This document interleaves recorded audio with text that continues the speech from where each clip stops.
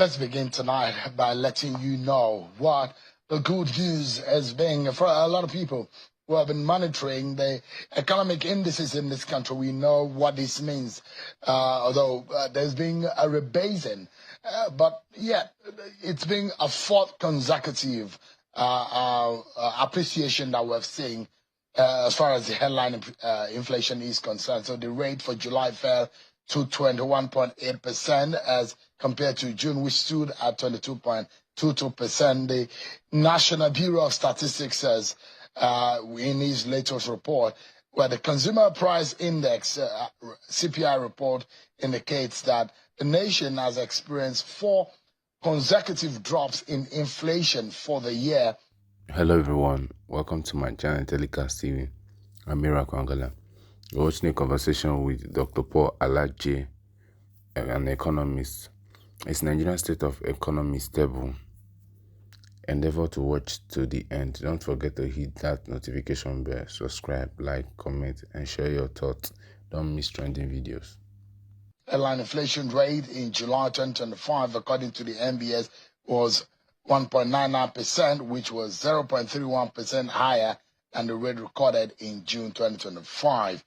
The report also reveals that July's inflation rate eased to 3.12% as compared to the previous month. That is the headline inflation right there. You see the graph. And if you look at it, if you look at from January, which was about, which went so high, and you see a drop in February, it went up again in March. But since then, after March, you see from April, June, July, you've seen a consistent drop, a decline that you see as it goes down like that. And we're seeing a fourth consecutive appreciation in headline inflation. But if you look at, flip it, food inflation, there is a worrying situation. I'm hoping to understand why that is happening. As headline inflation is easing, we're seeing some kind of a dramatic twist in food inflation. Let's get a sense of this, everyone. I'm being joined tonight by an economist and chief economist at the SPM initiative. Dr. Paul Alaje is live for us virtually. Thank you so much, Dr. Alaje, for joining us tonight. Thank you so very much for having me. A beautiful evening to you and the viewers across the globe. Yeah. Good news that headline inflation is easing, and this is the fourth consecutive report of the easing as we have received from the NBS. It shows one thing, that we might be able, we're seeing a curve that will bring some light at the end of the tunnel. My mathematics may be very horrible, but if you look at what the graph is telling us, is a cheery news, isn't it, Dr. Alaje? Yes, so we need to know what inflation is and what inflation is not. What inflation is that by how much has the price this year increased compared to last year. So what inflation is telling us that the rate of growth, that is the increase in inflation rate, price rate, that's consumer price index, and I don't want to use economic jargon. Seems to be some technical issue with the connection with Dr. Paul Alaje, and we'll be making sense of what I think is back with us. Dr. Alaje, if you're back with us, you're trying to explain to us what that trend means, because for my viewers who are watching this program, what they would try to want to know is that how does it translate to the food on the table and the money in the pocket? Simply put, what does this mean? What is that trend? What does it tell us? Yes, what it means in a nutshell is the average price of goods and services has only increased by 21% from compared last year to this year. So many Nigerians are wondering, Bureau of Statistics is saying that inflation is reducing. How come prices are still expensive? What the Bureau of Statistics is saying, according to their own data, that we can interpret is that if average price level is 100 for most commodity, The price this year is now 121.88 kobo. That's what they are saying. They are not saying that the price has reduced from what it was last year. If that is what Bureau of Statistics is saying, then you'll be talking about deflation. So what we are talking about is inflation. That is, the price is still increasing, even though it's increasing at a reducing rate.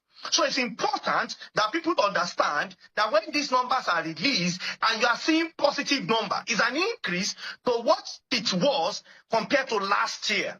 And when you look at the month-on-month, we are also saying that the percentage increase is lower compared to the way it increased this time last month. So inflation is improving. Therefore, as an economist, when you compare what is doing this month and this year to how the price increased last year, remember that I'm talking about when you compare it to increases. So what economics will say, and you have seen a number of persons making comment about it, that the economy seems to be tending towards stability. And it's important to look at that. Economics, when we talk about that, we are looking at the macro environment. We are looking at what exchange rate is saying. We are looking at what inflation is saying. We are looking at what unemployment is saying. And other macro parameter, which includes the GDP. That is, by how much is it growing? Is it growing compared to what we need as a nation? Is it going compared to our population growth and so on and so forth? So here is the inflation, according to Bureau of Statistics, average price level of what you are buying, of the things they capture in their basket of commodity, increased only by 21.88%.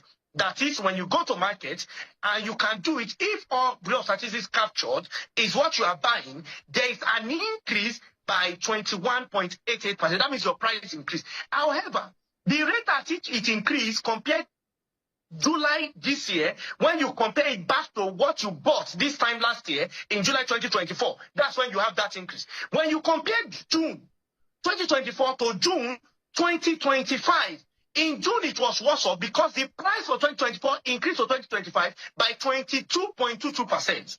However, according to them, it only increased by 21.88%. What does that mean? Price has not reduced.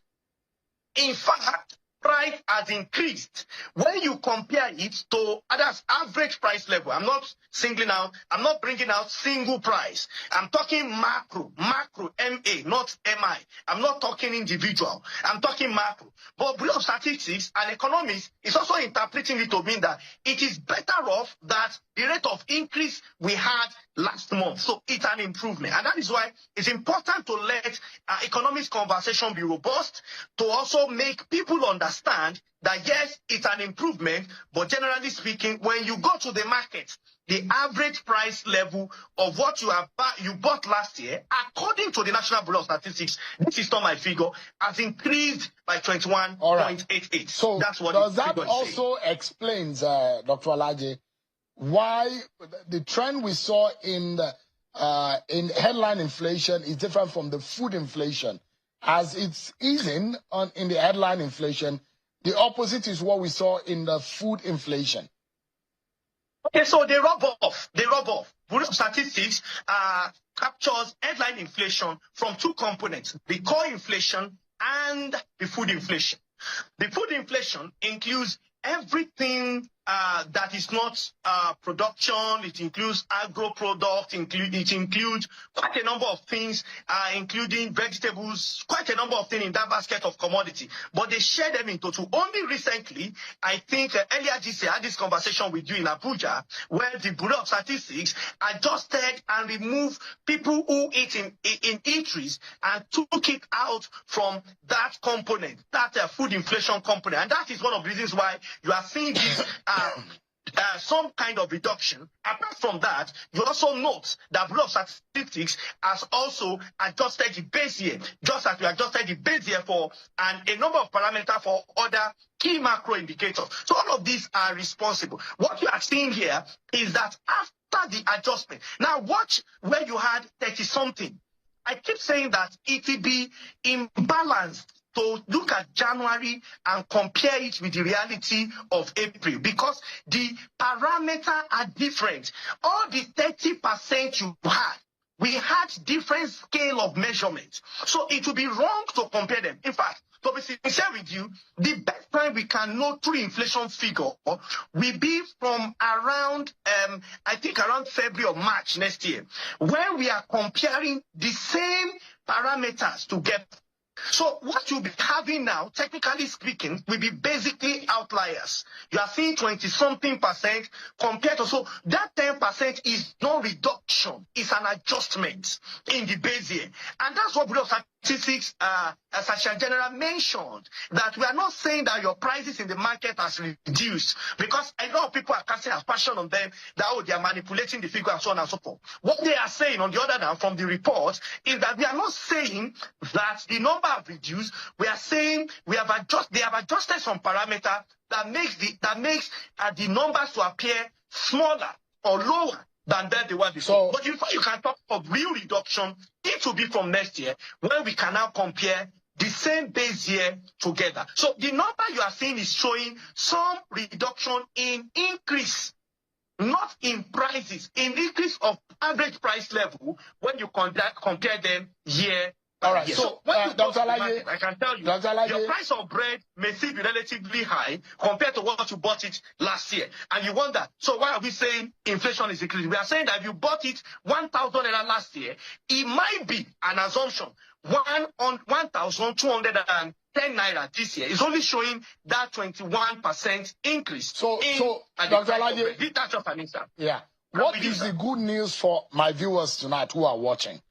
The easing and that trend that we have seen since the last 4 months, as captured by the NBS.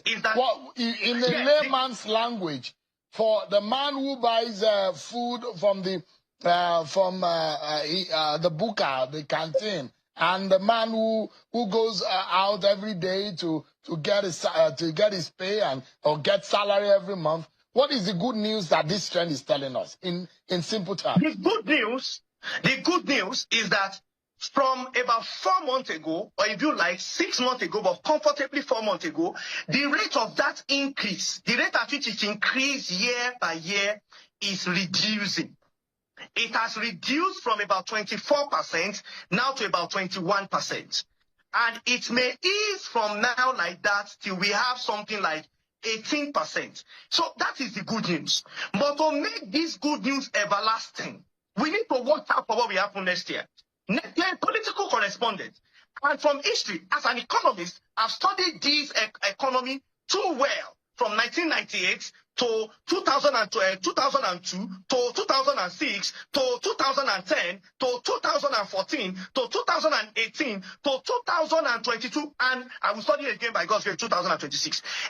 Pre-election year, there is pressure on the naira. There is pressure that induces inflation. If that happens, I'm afraid this gain we are making, this is a gain. We have to say it clearly. This gain we are making may reverse. And that is why I keep advising authorities, including His Excellency Mr. President, to say that do everything possible next year, such that election money to be spent, that is, the money politicians plan to spend, should be in naira, no iota of the dollar, neither for delegates or for whosoever, so that these economic gains that we have started seeing the signs from reduced growth in inflation, that is, inflation is growing at a reducing rate, can be permanent, and we can have a truly stabilized economy at the end of the summer. Dr. Alaje, two things are here. Based on the policies of government, you look at the prices of commodities and the value of the purchasing capacity of the money in the hands of the average Nigerian. Those are two major factors that policies of government affect in the economics of living. And I want to imagine, and I want to ask, when the government tells us that it's going to be an initial pain, but we start seeing the gain, on those two indices that I mentioned, the prices and the purchasing, the value of the money and the purchasing capacity of an average Nigeria, are things getting better from these figures and statistics? Are we seeing a better day? Are better days coming? There are hopes with new hope, like the government is telling Nigerians? Okay, so I think to better put that in perspective, there are about 4 P's. The first P is policy. That policy will affect prices. The prices of commodity will affect people. Eventually, people's decision will affect who is in power. The last P. So policy will determine whether government will remain in power or government will be out of power. Economics have connected these 4 P's together. That is why policy are made because of the people. Now, the question is, has this policy been able to improve life of people? Well, I can tell you that from the number released by the Bureau of Statistics, we have been seeing a reduction in the growth rate of inflation, and that should be positive. But when you talk macroeconomics, there are several parameters to consider. Number one is exchange rate. When we compare that to what it was, would we say that it has improved? Number 2 is inflation, which is the conversation we are having now. Number 3 is employment. Would we say that unemployment is better off or worse off? Number 4 is the GDP. Would we say that the GDP of Nigeria is growing significantly as much as we want it to be? And there are other parameters that perhaps are not among the 4 core parameters, which includes what is happening to health, what is happening to education, what is happening to income of the people. You talked about how the policy has affected the purchasing power of the people. Why? Because when we floated the naira, it ended in some kind of devaluation of the currency. But government responded by increasing minimum wage such that people can earn more. But the question is, what 30,000 could do 3 years ago, can 70,000 do the same this year? But government is also saying that if we don't take this policy, if we don't remove subsidy, if we don't devalue the naira, it will be perhaps very difficult for people to invest in Nigeria. That's an argument. Government, on the other hand, also has an argument to say that if you don't remove subsidy, it will be practically impossible for Nigeria to finance some of the key obligations. As a result, it became pertinent for the government to take these 2 decisions. Now, all of those have been done already, so there is no need for me to start beating a dead horse. What is important now is that which policy are we going to make to energize the economy, to make the economy to go back to significant growth? What is expected is about 7 to 10% GDP growth rate. What is also expected is to vote more money into critical sector, which includes empowering railway more, 2, roads for Nigeria, 3, education, number 4 is energy. So when you put all of this together, I can tell you, and also empowering the manufacturing sector, I beg your pardon. If you empower these 5 sectors, 5 critical sectors, even though there are about 12 of them, and for the want of time, I may not be able to list all of them on this single program. But if you empower all of them, and we do this consistently for about 5 to 8 years, we empower them consistently, the dividend of democracy, which average Nigerian which includes... Yeah, so apologies to cutting. I want to make my audience tonight have the good news.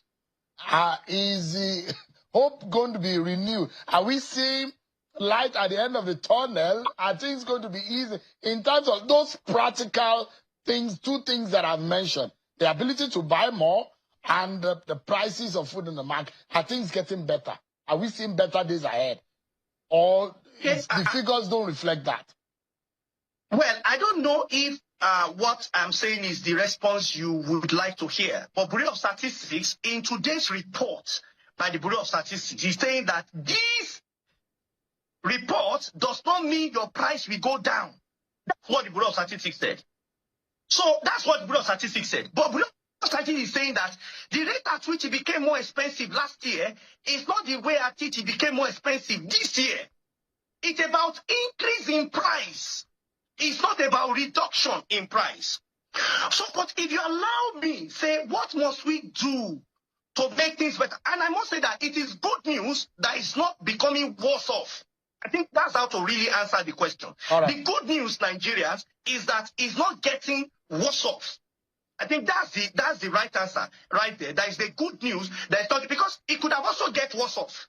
But because of attention everyone is paying to it, we are moderating from what it used to be. Give me a moment, Dr. Alaje. Let me go on a break. And when I return, I'd like you to respond to what Governor Soludo and Mrs. Okonjo-Iweala, what both of them said about the economy, and whether or not these better days that they say is ahead are truly here. We'll be right back.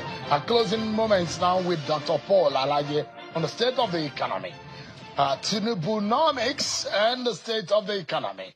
And you look at it, that whatever the policies are, the groaning stage, whether or not we're going to be seeing the light at the end of the tunnel, I'd like you to comment on what Ms. Okonjo-Iweala said. Let me remind everyone what she said and what this government needs to be doing. She gives a thumbs up, but she also sounded a note of warning.